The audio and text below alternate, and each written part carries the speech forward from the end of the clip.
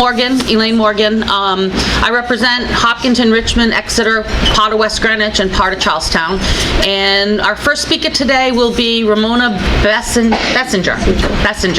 So she is a Providence school teacher who is seeing what's going on in the Providence schools, and it has been implemented for a while.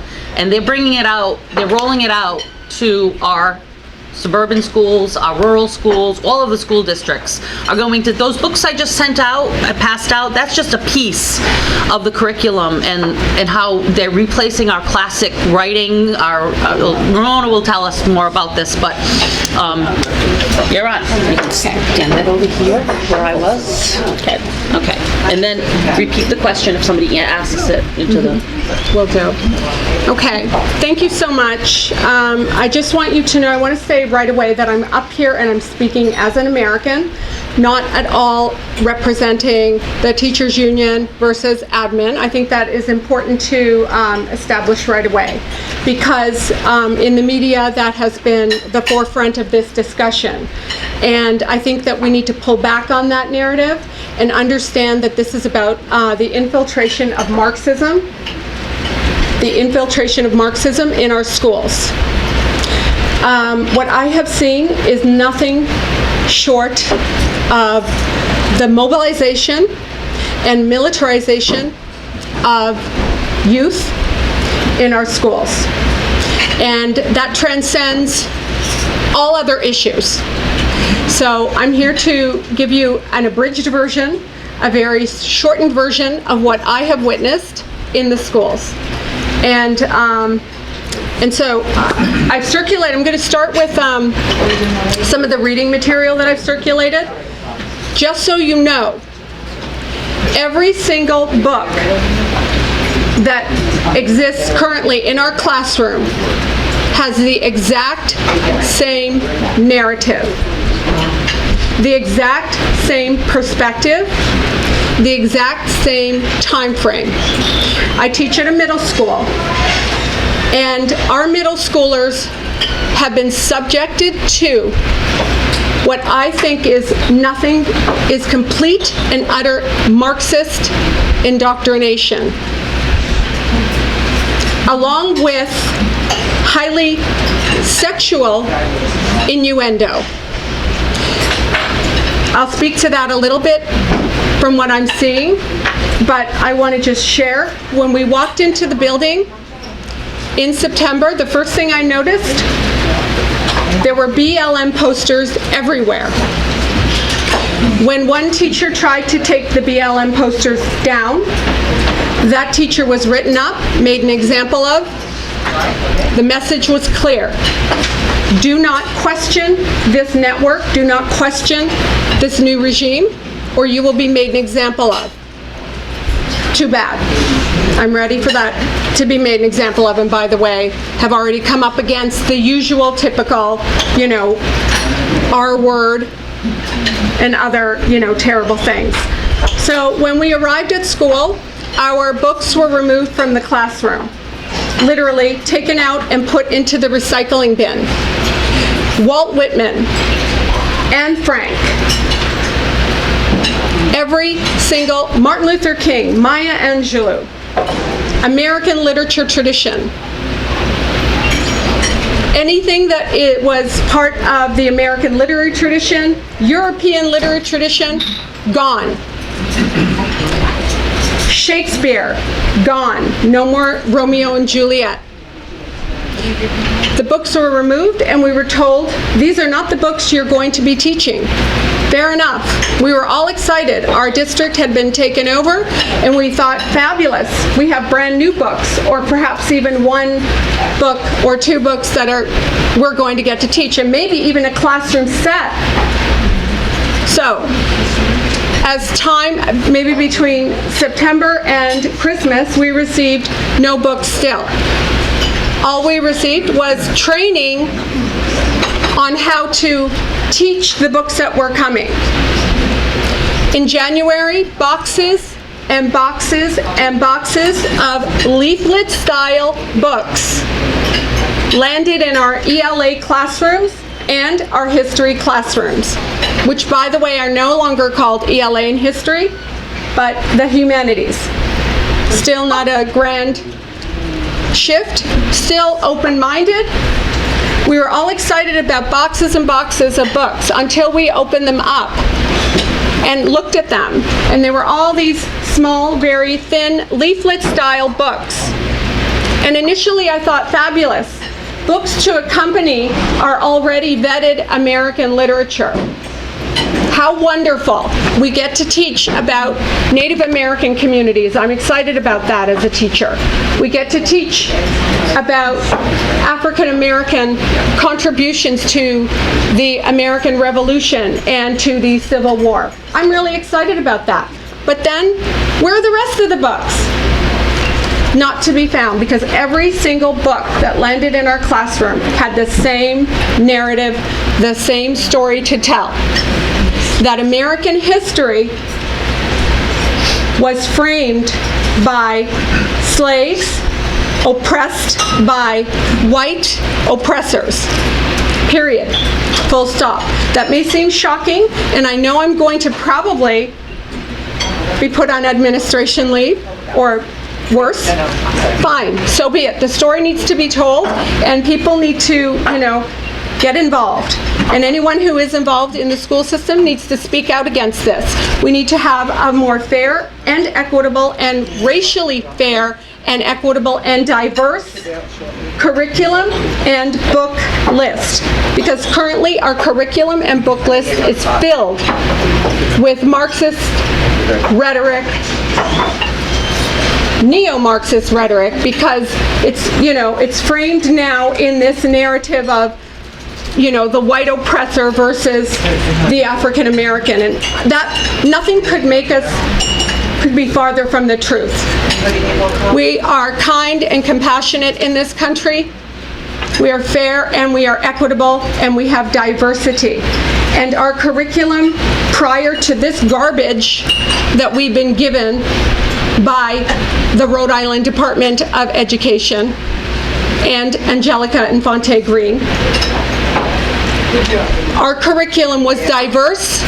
It included multicultural curriculum. It included African American curriculum, the Harlem Renaissance, Martin Luther King, did you eat already? Sandra Cisneros, and many, many, many other wonderful African American writers, politicians. All that literature is now gone. When I asked, where is it and why, I was told, because that literature the kids cannot connect to literature. And I said, how can they not connect to genocide? How can they not connect to Anne Frank? How can they not connect to love in Romeo and Juliet, betrayal in Romeo and Juliet?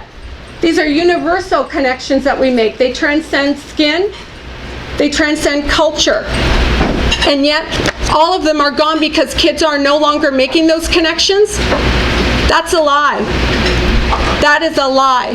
These books do not represent the African American narrative. They do not represent Asians or Native Americans.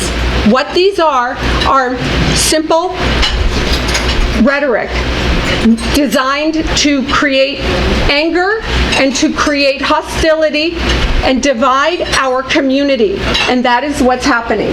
What I'm seeing in the schools is a division of our black children against what they call Americans. You're an American if you're white. A lot of our black children do not identify with that anymore. They see that white people all are rich and privileged. And quite frankly, we have been told that by our administration. We have professional development offered to us. In that professional development, we are divided into two groups. You choose. White affinity, if you're white, you go into the white affinity group where you're told to read about colonization in the classroom and white supremacy in the classroom. I take offense to that. Can you tell I'm angry, but I'm furious. As a mother, as an American, I am furious at what I'm seeing. It must stop, and they're using tax dollars, by the way, to advance this horrible, horrible agenda. And then the other group? The other group is people of color. Okay? Other professional developments include how to, I don't have all the different names. Nicole can probably speak to some of them. There's so much information, but I'm just touching upon some of the highlights. Other professional developments are how to teach kids how to embrace their sexuality and enjoy pleasurable sex. This was a professional development. I call that abuse. And if that is being taught in any classroom or shared or in any professional development, we do need to call the police and stop it. You may laugh, David, because I know you're a big supporter of Angelica Infante Green. The truth of the matter is this: what is happening at Ground Zero in Providence schools is criminal and needs to be stopped.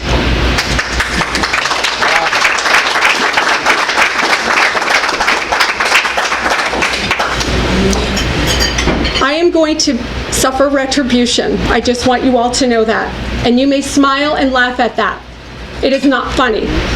It's dangerous because I'll be first in line, but when they're done with all of this, they're coming for all of us because this is nothing short of a takeover of our society. It is a coup d'etat of 21st century style. I want to speak to one more thing. Before these horrible books arrived in our classrooms, before the professional development was rolled out to teachers, we were encouraged to adopt this new form of reading assessment. I testified on Monday that this reading assessment, IRLA, is currently being used as a way to bolster the effectiveness and rigor in these, as you can see, ridiculous pamphlets that the kids are being made to read. We were made to test our students over and over and over again. So a child would sit in front of us. We would read with that child. We would share Common Core goals. The Common Core curriculum, by the way, has nothing to do with this. We are all in support of the Common Core standards. Do not let that be the Trojan horse that's rolled into the room, because that gets touted out there in the media, that RIDE has somehow implemented some fabulous new curriculum that holds everybody accountable. That is not true. Common Core standards have been around for years, since the 90s. We like them. They hold teachers and everyone accountable to a very high standard. So that is not the issue. Let me say that now. The issue is not that. The issue is the indoctrination implied in these books. So we were told over and over again, test the kids. Test the kids that are reading at a very low level. We did. We didn't really understand why we had to do it so many times, why we were taking away instruction time. So we did it, and we tested and we tested and tested. I now know why. What they wanted at my school was to show that somehow, miraculously, in 2 or 3 months, children who were reading at a very low level were somehow making huge growth. Miraculously going from a grade 1 reading level to suddenly grade 6 and 7 and 8 and 9 and 10, 11, and 12. It was a miracle. And these books were, according to Angelica Infante Green, this is the gold standard, as she refers to. And the IRLA, by the way, owned by the American Reading Company that actually supplied the books and the curriculum, this IRLA assessment was going to be her data that she used to support that. This is the way it's going. Create data to support the curriculum, find a way to advance that data as justification to change the curriculum as it exists in all of our schools. The test is right there at my school in Providence. I would challenge this right to her face and have that discussion if I could. But we're not allowed to speak in public, really. We're not allowed to say we are teachers in any, in the Providence School District. We've been silenced into submission. We have been harassed. We have been made examples of. Many teachers have been, there have been fake allegations. Suddenly, after 22 years of teaching, great scores, teaching scores, suddenly within a couple of month period after I complained about these books rolling out, several allegations were made about me. The message was clear. Shut up. Say nothing. Well, guess what? I don't care. I am going to say something because the story needs to be told. It is not funny what is happening in Providence. And after the GOP, or I think it was an email that you circulated regarding supporting RIDE and Angelica Infante Green, you were awarded a committee position. I feel that that needs to be addressed here as well. So please don't laugh. This is a serious issue for my children as well. 4 of them, 1 still in the public system. If we don't put a stop to this, it will change the face of our culture. Yes? How much do you know about the American Reading Company? I've looked at that. Repeat the question. The question was, how much do I know about the American Reading Company? Specifically, just like all the books are tagged, they're categorized, reorganized. Is it all linked to your curriculum? Why are they all the same?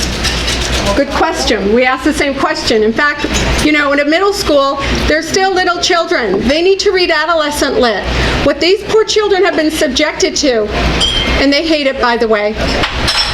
The first quarter was the American Revolution. Or if you believe some of the narrative in the book, it was not the American Revolution. I have one book that actually calls it the African American Revolution of 1776. We go from the American Revolution, which talks about, again, slavery and the contributions slaves made during the American Revolution. Significant and important to talk about that. But if you look at some of the covers of the books, a Boston Tea Party was fought by the Iroquois. Yes, there were Native Americans who made a significant contribution. We need to acknowledge that. No one's denying that. But we cannot change history. And if we allow our history to be changed in this manner, and it will, then we're done as a nation. And the next step will be, well, I think you all know the next step. Then after the American Revolution, it was the Civil War. Same thing. After the Civil War, westward expansion. After westward expansion, nothing. It's the end of school year. So can't wait until September if I'm there, if I'm not, put on administrative leave pending, Hanging. a lynching of a new kind. So, yes. Are these the only textbooks? Yes. Books that you Yes. have? Our textbooks were thrown out. And with the promise of new textbooks that never arrived? Never. No, we had no promise of new textbooks. These are the books. And there'll be more. And more. Yes. Books. Pretty much. Well, and School? This is middle school, and yes, how inappropriate. There's sexual references, inappropriate. When I talked about that to the coach at American Reading Company, she said to me point blank, "Oh, that's a problem. Give me the name of that book, and we'll make sure it's taken off the shelf." And I said, "Who's vetting these books? Who is reading the thousands of books that are landing in our classrooms? Who vetted them? No one." Or she told me a group of professionals sat in a room and vetted them. So I said, well, how do they vet thousands of books written by authors we don't even know? Well, she said, oh, because there's so many of them in a room that they were able to read them all. I said, they must have missed the passage about the ladies who had holes in their pantaloons and were being leered at by the young males, and I won't go into the rest of the narrative that was in that book that we had to read to our kids. I choked on the words as I was reading.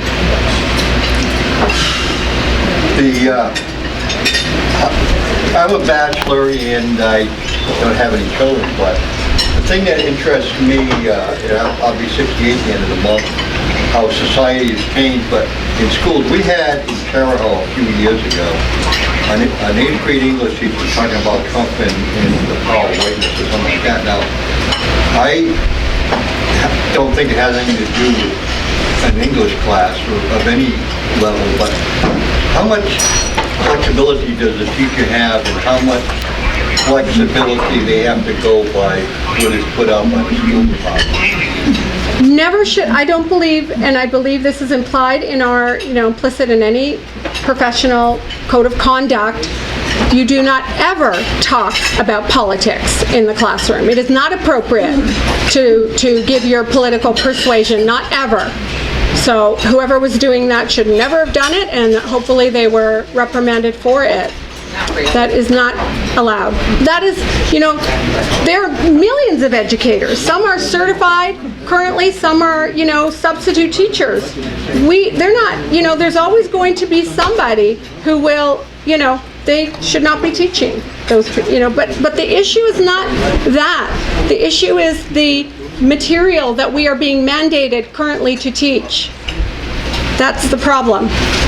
Can you speak about how the Providence schools have been taken over by the legislature? Yes. So Alphonse Green has been pushed to the limit, she's being pushed by hierarchy to push out an agenda. And Rhode Island is the easiest to control. I mean, we're the smallest state. Speaking to that, as far as how it's pretty much an experimentation kind of in Providence schools that they're already starting to push out to our schools. Yes. But can you explain a little bit on the structure, how she's being pushed to get those higher grade levels so she can justify all of this? Yes. So that was, so in 2019, there was a bill passed giving the Commissioner of Education, whoever that might be, the power to implement curriculum, to do a whole variety of things. The bill is quite interesting to look at and now makes a lot of sense. But anyway, she was hired to bring the reading and writing and all scores up. And we were all very excited initially to have somebody, take the helm and complete that task. As she sort of, COVID hit and whatnot, we really didn't see the full implementation of her initiatives and RIDE's initiatives. There are so many questionable and scary and bizarre things happening currently that we're seeing. I can't even speak about them all today. But I will say that what she is doing is she is using the subcommittees. I think that is what you're speaking. Subcommittees. She's insisting that subcommittees are formed in all districts. DEI subcommittees. These DEI committees are also infiltrating corporations, town councils. They are appointed subcommittees with people who have a very clear agenda. It is a left-wing agenda. They're often very, affiliates with, supporters of BLM. I don't think that this is appropriate, this DEI. So she has pushed for DEI subcommittees to form and discuss equity and race and all of those buzzwords as they exist in the curriculum, and to make recommendations to school committees. The school committees clearly are being there's pressure on them to advance whatever recommendations, because nobody wants to be called what, right? And this is the buzzword. You oppose any of this and you are immediately labeled that. And so the subcommittees then make the recommendations to the school boards. No one on the school board wants to oppose it because everyone wants to look like they are, we all are compassionate people and we want to be fair. So then some teachers volunteer to vote on the curriculums that are rolled out. But make no mistake, the curriculums are all the same. It could be the American Reading Company, it could be Mayon, it could be called something else in Chariho, it could be called something else in South Kingstown. They're all the same. They all have the same look to them, the books, and they all have the same narrative. And they're being advanced, this curriculum is being advanced using the data that is accrued in these subcommittees. How do they get the data?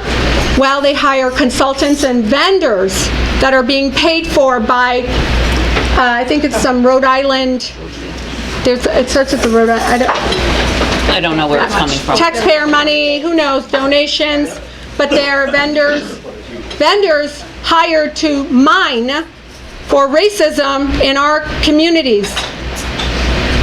They're designed that way, surveys and data that is used to advance these terrible books and this terrible agenda. That is how it goes. Did that answer your question?